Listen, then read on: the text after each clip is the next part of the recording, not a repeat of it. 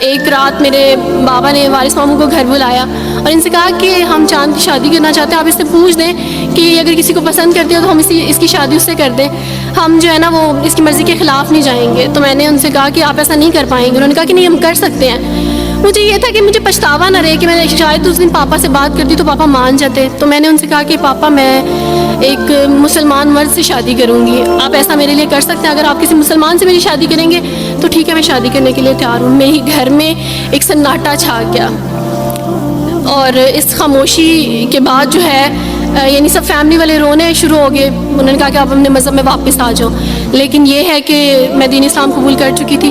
آپ یقین جانیں جس طرح لوگ مختلف ہیں اسی طرح ان کے مسائل بھی مختلف ہیں. مجھے مینٹلی بے انتہا ٹارچر کیا گیا. مینٹلی مجھے یعنی اس چیز کا احساس دلوایا گیا کہ ماما پاپا روتے ہیں. میرے پاپا نے آپ یقین جانیں خود کو پھانسی لگانے کی کوشش کی میری آنکھوں کے سامنے. میری ماما نے خود پہ پیٹرول ڈال دیا اور خود کو جلانے کی کوشش کی میری آنکھوں کے سامنے. اور میں اپنے روم میں بیٹھی یہ کہتی تھی کہ اللہ اگر میں حق بھی ہوں نا تو میری فیملی کو کچھ نہیں ہونا چاہیے. پھر بہرحال مجھے میری فیملی سے نکال دیا گیا یہ اس ڈر سے کہ میری وجہ سے دوسرے بہن بھائی بھی اس راہ پہ نہ چلے جائیں. اور وارث ماموں کو بلا کے مجھے گھر بھیج دیا گیا, ان کے گھر بھیج دیا گیا. جب میں گھر سے آ رہی تھی تو وارث ماموں نے کہا کہ بیٹی اگر آپ کا کوئی سامان ہے تو آپ لے لیں. تو میں نے ان سے کہا کہ اس گھر سے صرف ایک ہی چیز میرے ساتھ جا رہی ہے اور وہ ہے میرا نام جو ماما پاپا نے مجھے دیا تھا. میں چاند رات پہ پیدا ہوئی تھی اس لیے انہوں نے میرا نام چندہ رکھا تھا.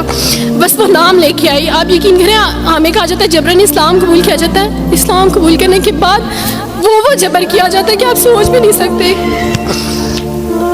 آپ کو اپنے ماں باپ سے ہی ملنے نہیں دیا جاتا, آپ کو اپنے ہی چھوٹے بہن بھائیوں کے پاس نہیں جانے دیا جاتا. آپ میں ہاسپٹل میں تھی ڈیلیوری کے ٹائم. آپ یقین جانے میرے پاس کوئی بھی نہیں تھا جو مجھے بیڈ سے اٹھا کے بٹھا سکتا.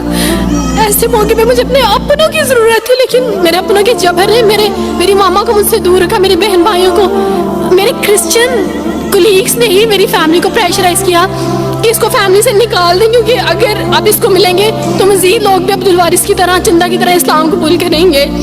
میں نا ہاسپٹل میں لوگوں سے کہتی تھی کہ مجھے بیڈ سے اٹھا کے بٹھا دیں, سیزیرین کے بعد میں اٹھ نہیں سکتی, میرا بیبی رو رہا ہے, کوئی مجھے بیبی پکڑا سکتا ہے.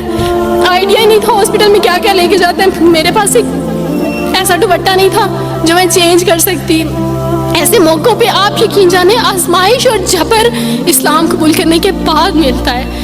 مجھے آپ سب سے توقع ہے, آپ سب اسلامک اداروں سے توقع ہے کہ اب آپ ہمارے لیے سٹیپ لیں. ہمارے اپنوں نے تو ہمیں چھوڑ دیا, انہوں نے جو ہمارے ساتھ جبر کیا اس جبر کے بدلے آپ ہمارے ساتھ نیکی کریں. اب آپ کیا سٹیپ لیتے ہیں نیو مسلمس کے لیے جن پر یہ الزام لگایا جاتا ہے کہ ان پہ جبر کیا جا رہا ہے؟ ہم پہ جبر نہیں, ہم پہ جبر اسلام قبول کروانے والوں نے نہیں کیا, بلکہ جن کے گھروں سے ہم آئے تھے اسلام قبول کرنے کے بعد جبر تو ان کی طرف سے تھا.